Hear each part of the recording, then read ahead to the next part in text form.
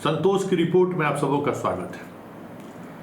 और आज हम संतोष की रिपोर्ट में चर्चा करने जा रहे हैं कि कोलकाता की घटना को लेकर इतना हंगामा क्यों बरपा है। जी हाँ, क्या ये घटना कोलकाता की जगह पर अहमदाबाद में हुआ रहता, जयपुर में हुआ रहता, भोपाल में हुआ रहता, लखनऊ में हुआ रहता, तो क्या हमारे समाज में जो उत्तेजना देखने को मिल रहा है, जिस तरीके से मीडिया सड़कों पर है, सारी मशीनरी जुडिशियरी जिस तरीके से त्वरित सुनवाई कर रहा है, क्या इस तरीके की बातें इन 4 राज्यों 5 राज्यों में जहां बीजेपी की सरकार है, अगर वहां इस तरीके की घटना घटती तो हमारी सभी मिशनरी इस तरीके से जैसे बंगाल में दिख रही है सक्रिय, वो सक्रियता देखने को मिलता क्या। मैं कोलकाता की घटना के पक्ष में खड़ा नहीं हूं। मैं कल भी नहीं खड़ा था और आज भी नहीं खड़ा हूं, लेकिन सवाल कर रहा हूं आप सबों से। आज मुझे सुबह सुबह एक डॉक्टर, जिसकी बेटी के बाप ने मुझे फ़ोन किया।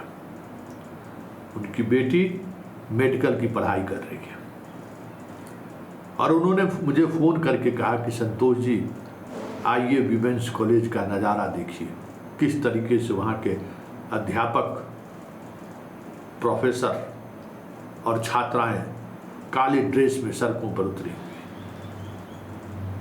मैंने पूछा, क्या विमेंस कॉलेज में इस तरीके का प्रदर्शन क्या कुछ खास बात है क्या? नहीं, आपको भी आना चाहिए। डॉक्टर के साथ जब इस देश में डॉक्टर सुरक्षित नहीं रहेगा तो फिर इस देश में कौन सुरक्षित रहेगा। बहुत एक पिता का स्वाभाविक तौर पर भावुक होना स्वाभाविक है। उनकी बेटी डॉक्टरी पढ़ रही है।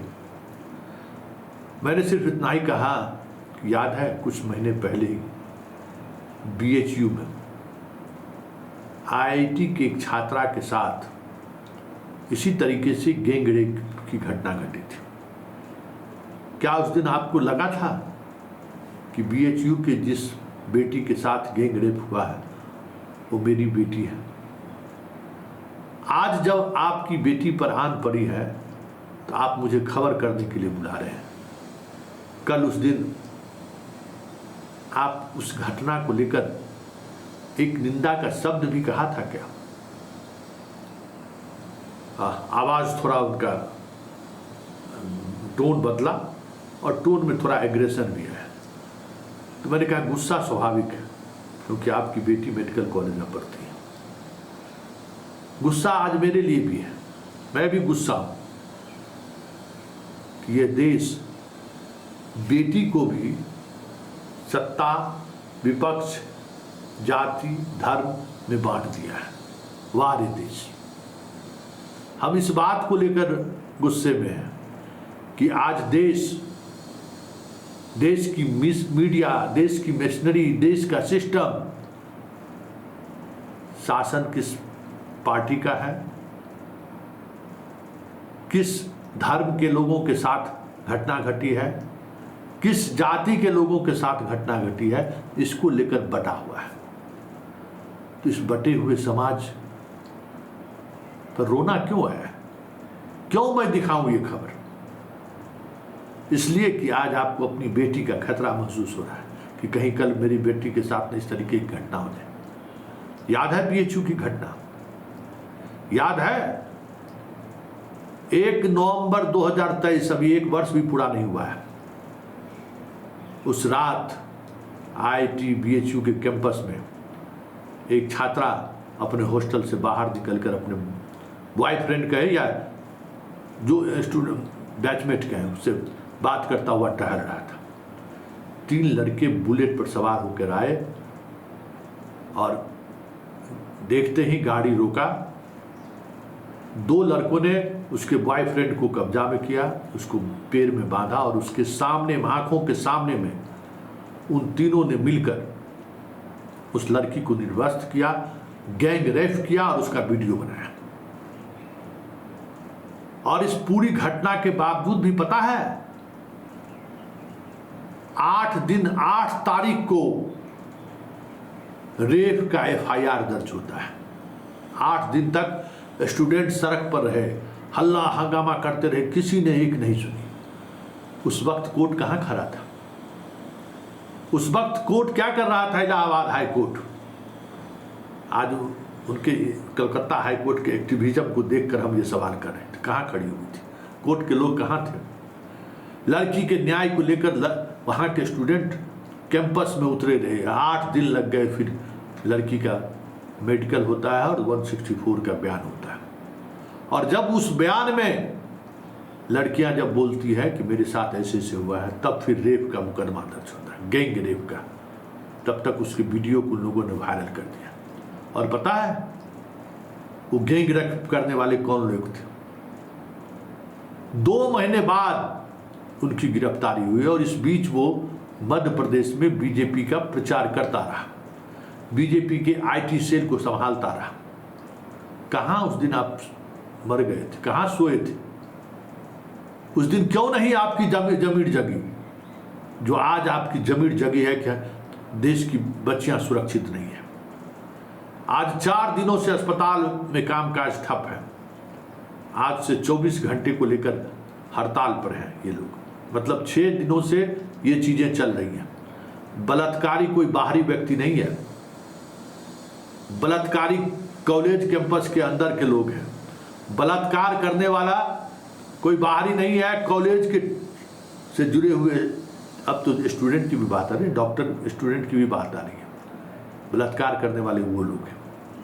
अब सवाल है कि जहाँ जो पढ़ाने जहाँ आप जाती हैं, जिस पर भरोसा करके जाती है, अगर वही डॉक्टर हैवान बन जाए, वही एडमिनिस्ट्रेटर हैवान बन जाए, तो कौन आपको सुरक्षा दे पाएगा? कौन सुरक्षा दे पाएगा? तो मुझे BHU की उस बहना का याद है, उस बेटी की तरफ तरफ कर सड़कों पर लौटता हुआ वो सीन मेरे आंखों के सामने आज भी कौंध रहा है। लेकिन उस वक्त पूरा देश सोया रहा, पूरी मीडिया सोई रही, पूरा जुडिशियरी सोया रहा, इसलिए कि वहां जोगी का सरकार था।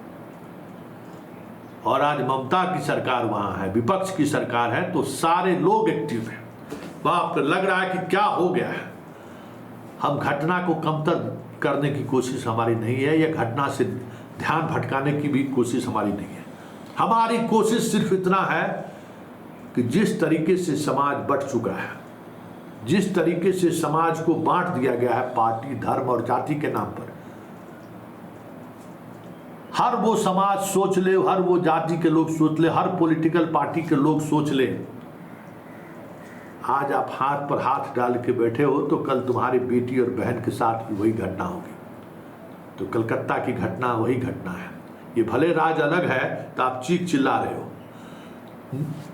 निर्भया में लोग दिल्ली की सड़कों पर उतरे, जाति धर्म मजहब सब छोड़कर लोग उतरे। लगा कि देश किसी इशूज को लेकर एक साथ खड़ा है। लेकिन BHU की घटना में जिस तरीके से पुलिस लापरवाही बरतती रही और पूरा देश खामोश रहा, विमेंस कॉलेज की लड़कियां खामोश रही। आज जो ये वीडियो हमने दिखाया कि मुजफ्फरपुर के SKMCH की डॉक्टर और नर्स रात में कैंडल मार्च निकाले, सब लोग खामोश रहे। ये खामोशी की सजा आज मिल रही है आप लोगों को। ये सजा है और आगे भी मिलती रहेगी। कानून से कोई आपको मजबूती नहीं मिल सकता। एक देखें कि डॉक्टर, मुंबई का एक डॉक्टर कोई यादव है, एसोसिएशन का कुछ अध्यक्ष है, आम लोगों से भागीदारी मांग रहे हैं। आम लोगों के साथ क्या करते हो?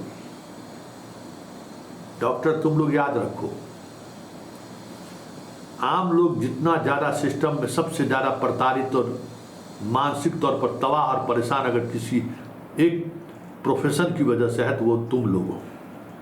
तुम्हारे साथ समाज कभी खड़ा नहीं हो सकता, या बाबू ये याद रखना। और बंगाल में जो कुछ भी हो रहा है ना, सच पूछो तो वो तमाम देश की वो आबादी खामोश है और मुस्कुरा भी रहा है कि मेरी बेटी की पोस्टमार्टम रिपोर्ट में इस डॉक्टर ने क्या किया था, मेरी बेटी के रेप मामले में इस डॉक्टर ने क्या रिपोर्ट दिया था। जमीन तो तुम लोगों ने बेच चुके हो बाबू, और आम लोगों से जमीन की उम्मीद करते हो। अभी तो शुरू हुआ है, और तुम्हारे पास संगठन है, तुम्हारी ताकत है, किसको इलाज नहीं करके आप प्रताड़ित कर रहे हो? सरकार प्रताड़ित हो रहा है, वही गरीब जनता हो रहा है, जिससे तुम कह रहे हो कि सड़क पर उतरिए। याद रखो बाबू,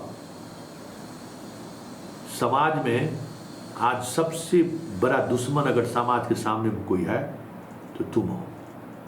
समाज तुमको, भले तुम जीवन देते हो ना, लेकिन तुम्हारे प्रति अब वो सम्मान नहीं रहा समाज में। डॉक्टर साहब नाम लेते ही सर झुक जाते थे, अब वो सर झुकता नहीं है, अब जूता उठता है कि लो तुमको जो चाहिए लो। तुम सौदेबाजर हो, सौदागर हो, तुम सौदा करते हो इंसान के बीमारी के साथ। इसलिए जनता से उम्मीद तुम नहीं कर सकते हो कि तुम्हारे साथ खड़े हो जाएगा। ये तुम्हारी खुद की लड़ाई है, और ये लड़ाई तुम खुद पृष्ठभूमि उसका की शुरुआत की हो। देखो आगे आगे होता है क्या, ये कितना तय है। उस बेटी के साथ जो कुछ भी हुआ, उस बहना के साथ जो कुछ भी हुआ, उसको लेकर पूरा देश मर्माहत है। लेकिन जिस तरीके पर सड़कों पर गुंडागर्दी हो रही है, जिस तरीके से इलाज बंद करके आम लोगों को प्रताड़ित कर रहे हो,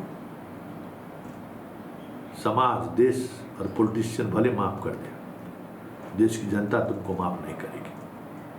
और हम तो इसलिए बार बार कहते हैं मोदी का आना बहुत जरूरी था। मोदी नहीं आता तो ये जो जुडिशियरी का स्वांग है वो खुलकर सामने नहीं आता। ब्यूरोक्रेसी इस तरीके से जमीन पर रेंगने लगेगा, ये किसी ने नहीं सोचा था। मोदी आया तो वो सब सत्य सामने आया कि ये पाखंड, जिस पर लोगों का इतना भरोसा था, वो इतना बड़ा पाखंडी निकलेगा, किसी भी नहीं सोचा था। तो चलो कम से कम तुम्हारा पाखंडीपन तो बाहर आ गया। इसलिए गो हेड, जितने दिन आंदोलन करना है कर ले, समाज तुम्हारे साथ कभी नहीं आएगा, इतनी बड़ी घटना के बावजूद भी, क्योंकि तुम कभी समाज के साथ रहे नहीं।